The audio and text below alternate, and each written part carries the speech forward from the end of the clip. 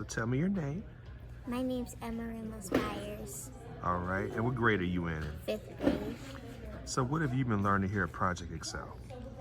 So when Junior Achievement first came here, we learned about invisible charges.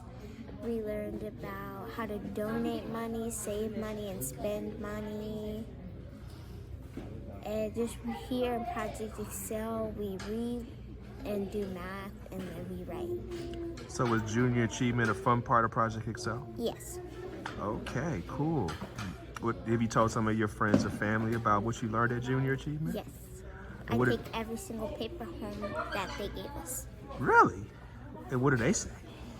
My mom liked that I'm learning about money and how to save it. Okay, all right. So what do you want to be when you grow up? A lawyer. Oh, okay. You want to be a lawyer? And why you want to be a lawyer? Because I like helping people.